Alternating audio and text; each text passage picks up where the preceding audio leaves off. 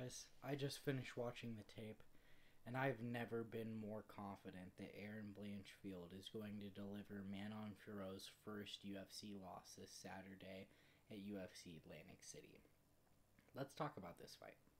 I think I want to start by talking about Manon Fiorot. Now, Manon Fiorot is an incredible striker. She uses her length very well with her side kicks.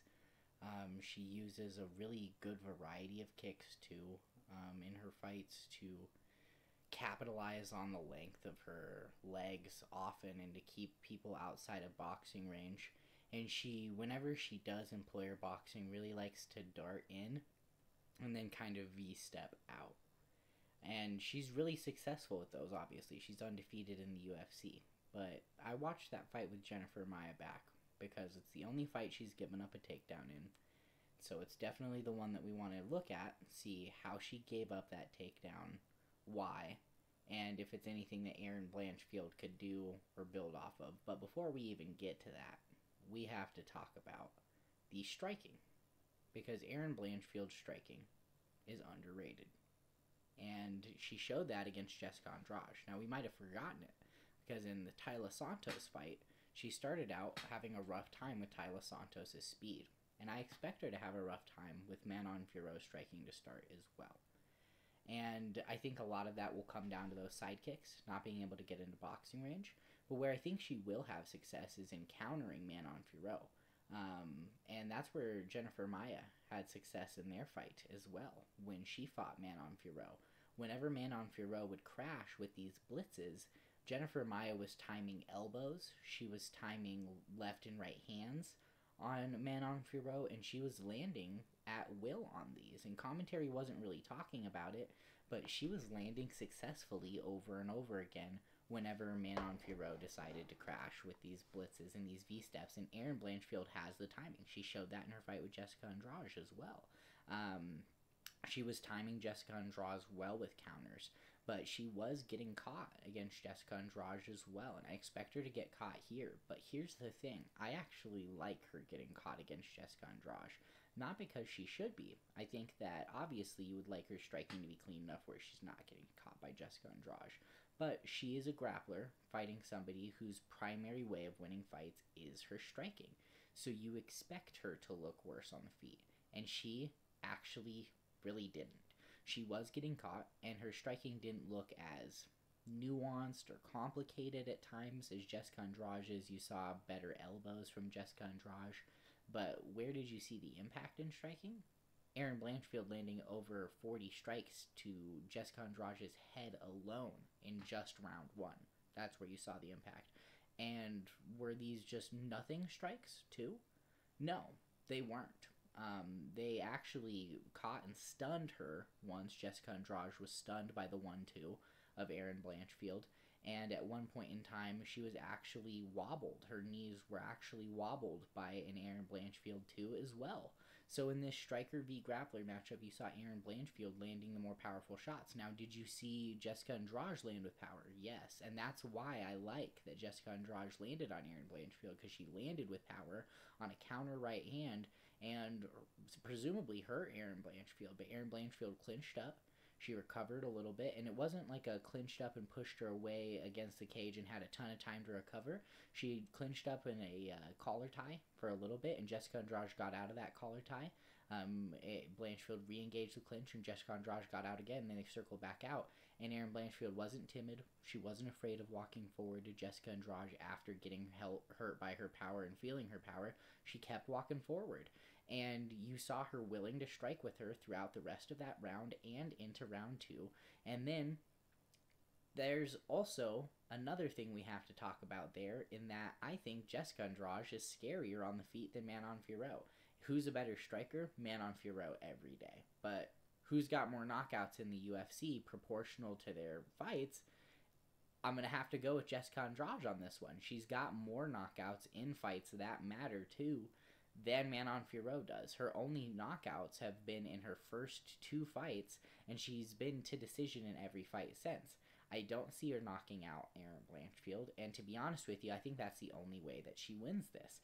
The main reason that I say that is because The takedown that she gave up in her fight against Jennifer Maia was just a simple run the pipe from Jennifer Maia on a single leg. And I want to just dispel this narrative right off the bat, because people are talking about it all the time. Every time Jennifer Maia fights, the commentary is talking about how good her grappling is. Just because she's from Brazil and her last name is Maia doesn't mean she's a fucking good grappler. She's only had one fight in the UFC where she took down an opponent more than once. It was her last fucking fight, and she still lost it. And whenever she takes people down, she's not fucking holding them down there. She's not subbing them either. So she's not a ground threat the level of Erin Blanchfield. She just isn't.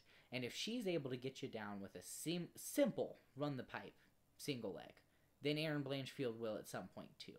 Now, one thing that you might, if you're just like a casual bettor, or if you're just passing by trying to analyze the fight looking at the records, you'll see that Erin Blanchfield actually has a relatively low takedown success rate.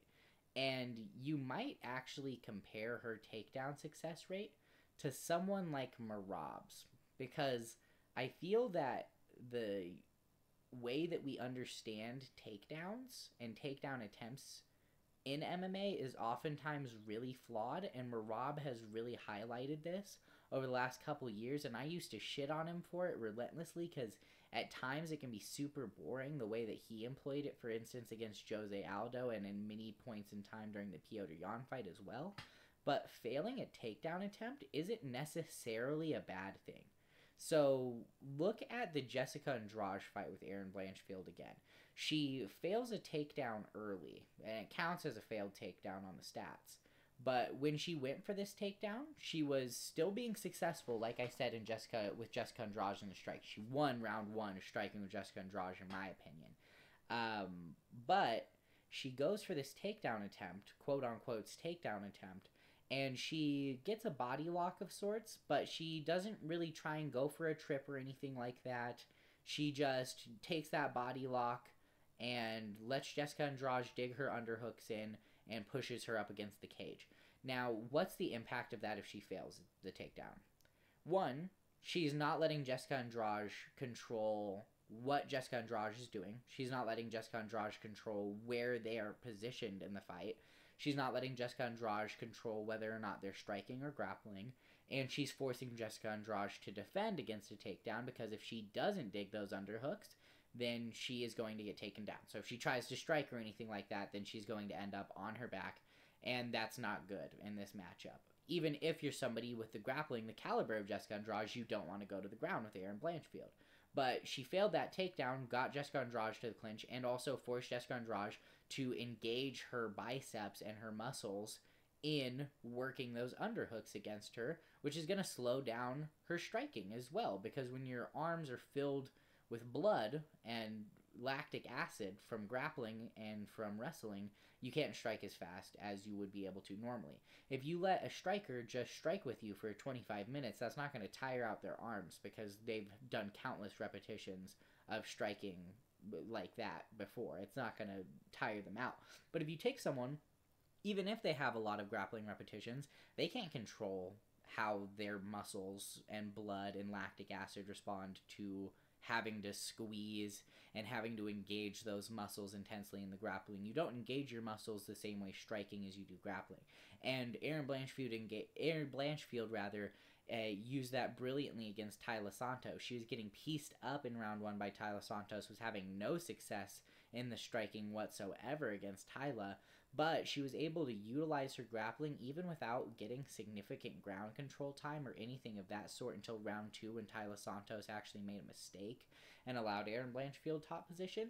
She was still able to force Taila Santos to defend, force her muscles to fill up with blood, and then in rounds 2 and 3 got the better of her in the striking as a consequence of that, and was able to win that fight utilizing that strategy. So a failed takedown attempt doesn't have to be a bad thing, and it can actually make your stats look a lot worse than they are.